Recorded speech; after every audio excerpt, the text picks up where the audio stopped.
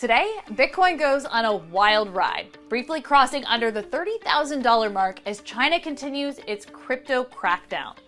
Plus, the White House admits it could fall short of a key goal in its vaccination plans. And finally, GameStop cashes in on the meme stock trend and raises over $1 billion. I'm Mackenzie Sigalos, and this is CNBC After Hours.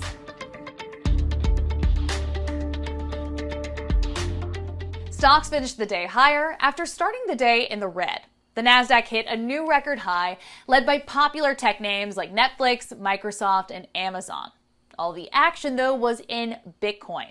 Prices of the digital currency also ended in the green after briefly erasing all of its 2021 gains early in the day.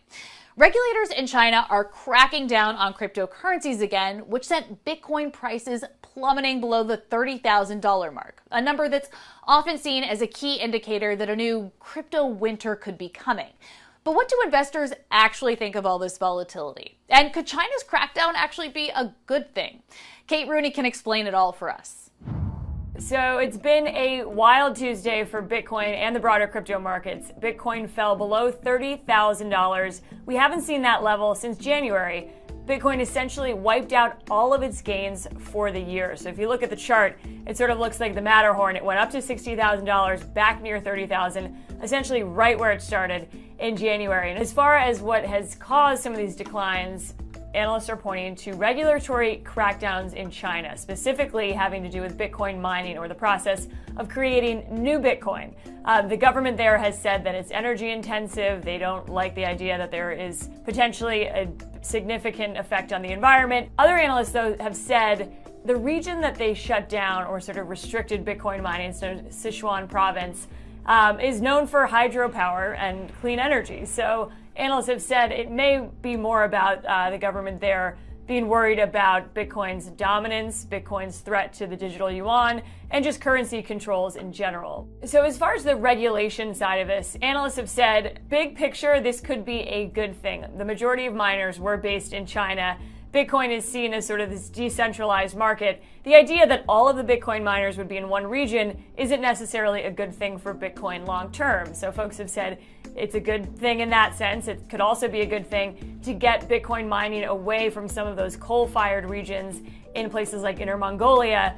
So if Bitcoin miners move to an area where they're relying more on hydroelectricity, clean energy, solar, analysts have said long-term this could be a good thing. One of the factors here is overall bearish sentiment. Bitcoin outflows are one metric that people watch to show that. They've been negative for the third consecutive week. The broader crypto market has also seen outflows. They've seen the largest sort of streak of consecutive outflows since February 2018, which longtime Bitcoin investors know was sort of the height of crypto winter when the cryptocurrency lost about 80% of its value. So some of the longer term Bitcoin investors know the volatility well. They've seen these cycles before.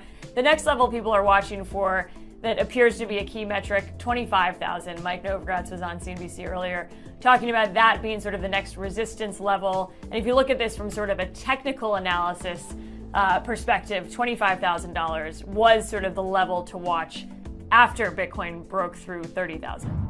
Okay, let's get to our sound check. Here's a roundup of the day's biggest action and what the top newsmakers and business leaders had to say on CNBC's airwaves.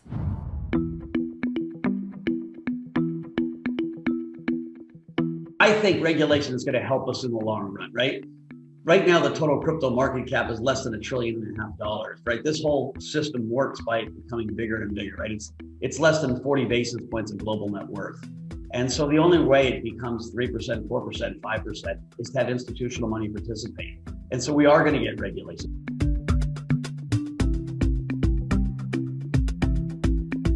The long-term value proposition of Lucid is our technology, our underlying technology. Behind me, we have the Lucid Air here, and this is the first electric car which will achieve over 500 miles range. And it's going to do that through the prowess of Lucid's in-house technology.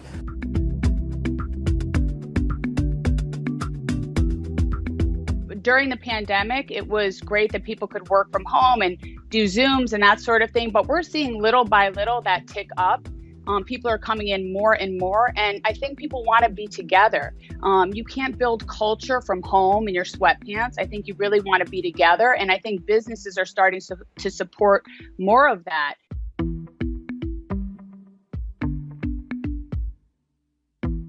Tinder became #1 and it has had over 65 billion matches since inception because it was so simple, to upload pictures and a bio and start swiping in a very dynamic environment. But more than 50% of our users now are Gen Z, and that is a generation that, thrives on self-expression, and that starts with video.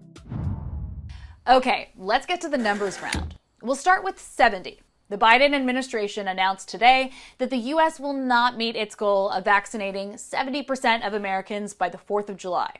According to the CDC, roughly 65% of Americans have received at least one dose of the COVID-19 vaccine, and around 67% will be at least partially vaccinated by Independence Day.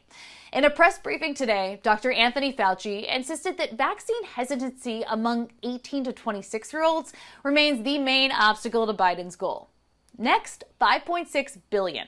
Amazon's Prime Day drove $5.6 billion in sales for online retailers in its first 24 hours, according to Adobe Analytics. Now, the online shopping surge represents a nearly 9% growth year over year. It even surpasses the $5.1 billion spent online during the Thanksgiving holiday in 2020, when holiday shoppers were stuck at home. And finally, $1.13 billion. GameStop cashed in on the meme stock craze by selling 5 million new shares, raising $1.13 billion in the process. This is the second stock sale that GameStop has conducted since it became popular among day traders on Reddit. It raised more than $500 million when it sold 3.5 million shares in April.